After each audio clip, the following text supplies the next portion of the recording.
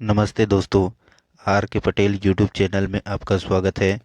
आज का हमारा महत्वपूर्ण अध्ययन बिंदु को देखते हैं। तो आज का हमारा महत्वपूर्ण अध्ययन बिंदु है पंचायती राज व्यवस्था, जिनका संपूर्ण जानकारी और ट्रिक लेकर आए हैं।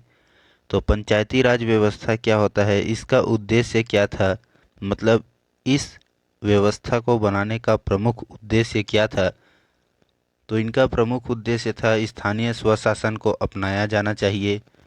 सरकारी जो योजना होता है वह दूर दूर तक गांव-गांव तक फैले एवं राष्ट्र की बहुमुखी विकास हो। इनका जो है प्रमुख उद्देश्य था। ठीक है।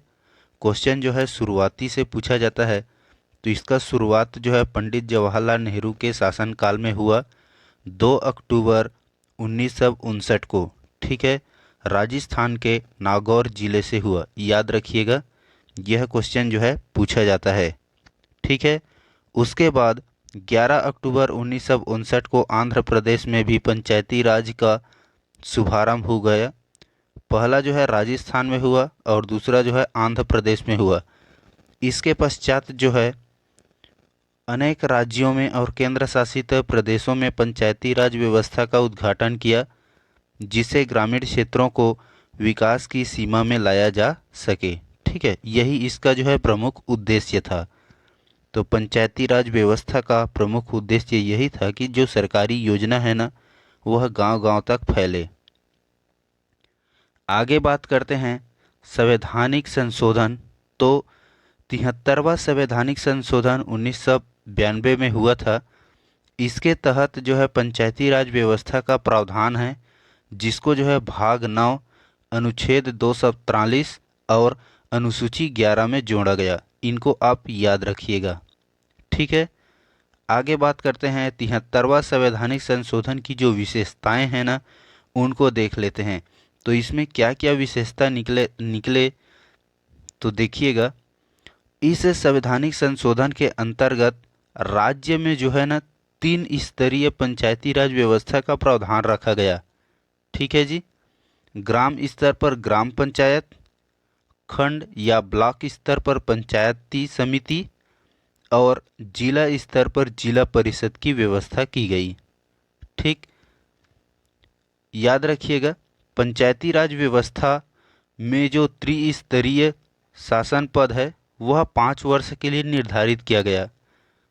इसमें जो है पंचायती राज व्यवस्था में महिलाओं को 1/3 हिस्सा भी प्रदान किया गया। ठीक है। तो इनको आप याद रखिएगा। सबसे ज़्यादा इम्पोर्टेंट है अनुच्छेद। आगे बात करते हैं ग्राम स्तर पर ग्राम पंचायत। तो ग्राम पंचायत का निर्माण जो है ग्रामीण स्तर हेतु किया जाता है। दूसरा महत्वपूर्ण बात यह है जिसका लक्ष्य किसी निश्चित क्षेत्र के विकास में अपनी भूमिका निभाना होता है ना।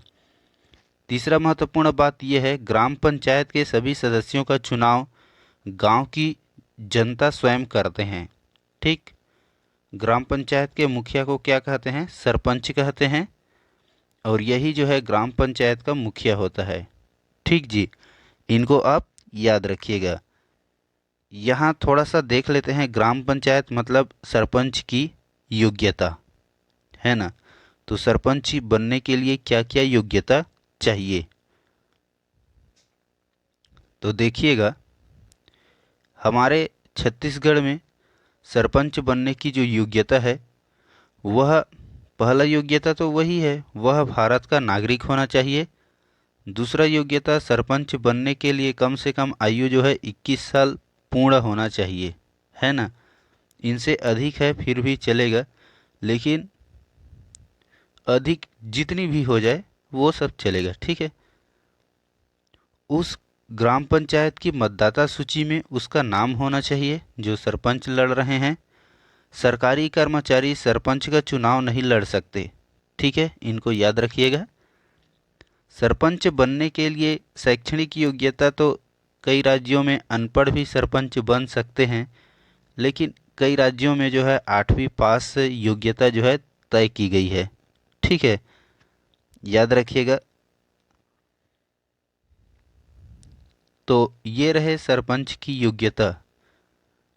आयु जो है 21 साल, इनको आप याद रखिएगा। आगे बात करते हैं ब्लॉक स्तर पर पंचायत समिति। तो पंचायत समिति ग्राम पंचायत से श्रेष्ठ स्थिति की समिति होती है। इनका कार्य क्षेत्र तहसील व ब्लॉक स्तर पर होता है। ठीक जी, जैसे सरपंच का कार्य क्षेत्र केवल गांव तक सीमित होता है ना। इस समिति का जो चुनाव होता है ना, वह 5 वर्ष के लिए आयोजित कराए जाते हैं। और इस समिति का सचिव जो है पंचायत समिति का विकास अधिकारी होता है। ठीक, इनको आप याद रखिएगा।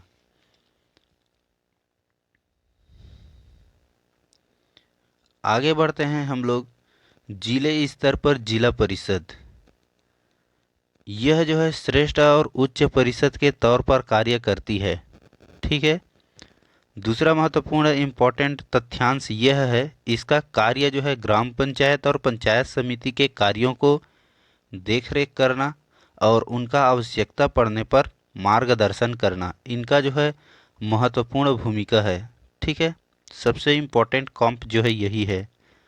इस परिषद का कार्य क्षेत्र जो है संपूर्ण जिला में होता है ना। इनको आप याद रखिएगा। जब पंचायती राज व्यवस्था का गठन किया गया ना, उस टाइम जो है हमें 2 समिति महत्वपूर्ण तथ्यांश रूप से देखने को मिला जो क्वेश्चन में बनते हैं। ठीक, तो वे 2 समितियों को आपको याद रखना है। पंचायती राज व्यवस्था जो है बनाने के लिए 2 समिति था, एक बलवंत राय मेहता समिति और एक अशोक मेहता समिति। इसमें इम्पॉर्टेंट ये है कि बलवंत राय मेहता समिति ने त्रिस्तरीय व्यवस्था की बात की और अशोक मेहता समिति ने द्विस्तरीय व्यवस्था की बात की। यही इम्पॉर्टेंट है। वीडियो अच्छा लगा हो तो लाइक कीजिएगा, चैनल को सब्सक्राइब कीजिएगा। Okay, thank you.